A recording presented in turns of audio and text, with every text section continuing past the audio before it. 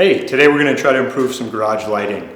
Usually when you pull into your garage at night, you're met with a weak light coming from your opener, usually covered by one of these. Today we're going to try to improve that using a couple of 4-foot LEDs from Barrina. I ordered these off Amazon. They're 2200 lumens each at 5000 K. The 5000 K is something I prefer. It's more of a white versus the 6500. It's actually more popular on Amazon. Puts out more of a bluish tint that I don't really like. You can actually interconnect 8 of these if you want, since they are 20-watt fixtures. In this case, we are going to be limited. The output from the opener is at 75 watts, but we're going to stay well underneath that at 40 watts with 2 of these. We're going to connect these to the opener using these GE outlet adapters. They make it real simple. You just screw them into the bulb outlet, and then we'll have an available plug for the lights. Installing these Barrina LEDs is pretty simple. It's only 2 screws and 2 pieces of hardware for each light, so it's pretty quick. The look I was going for was just something compact around the opener, so it didn't stick out too much with my other lights. When installing these, I would consider getting some drywall anchors. The hardware included is pretty small, and you could definitely use an upgrade there.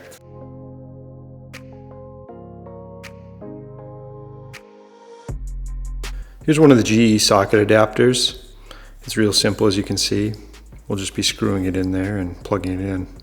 Now for the easiest part, just screwing this adapter into the opener. Here is where you can generally see the maximum wattage that you should be using for this bulb. On mine it's listed at 75 watts max right here.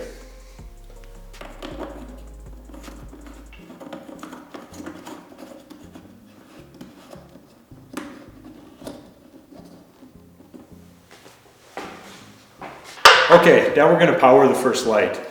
This is the one that's going to go into the opener, and then we're going to daisy chain it to the other side.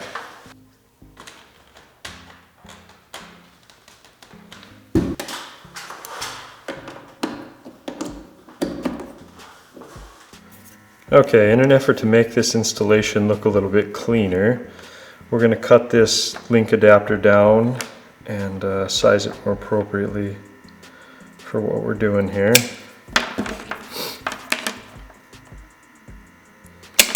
One thing that's nice about this kit is they do supply a lot of connections of different types.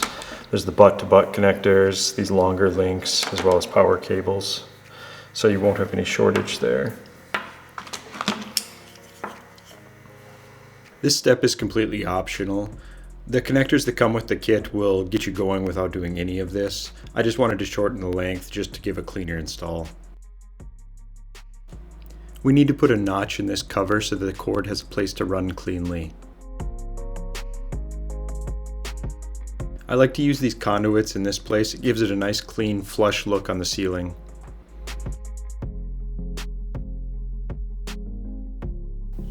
The wire channels have double-sided tape, so you can just stick them up here and orientate them however you need.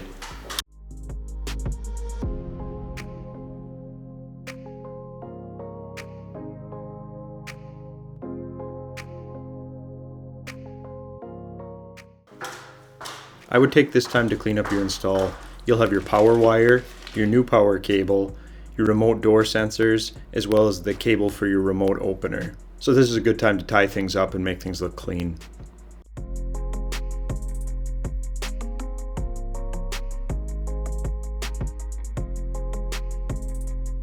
With the channel we cut earlier in the cover, the cord can cleanly exit the opener cover.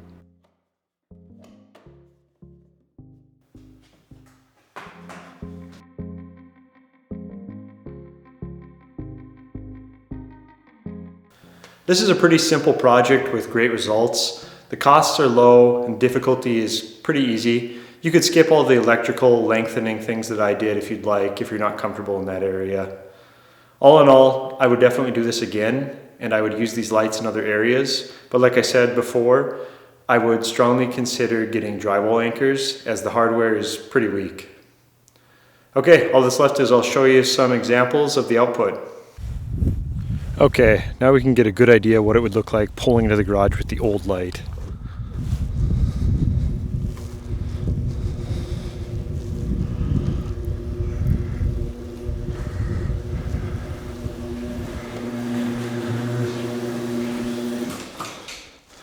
pretty dark in here. Now let's compare that again with the new light.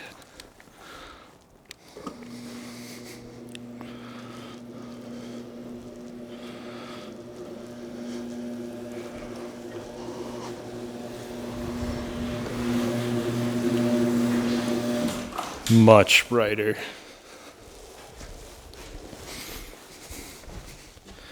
This is just with the single center light on.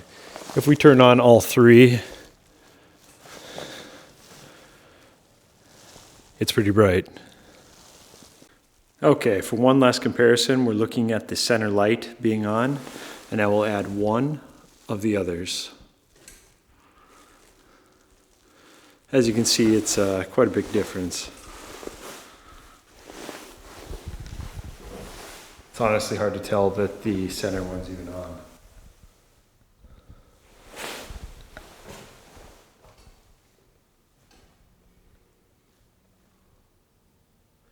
All right, thanks for watching.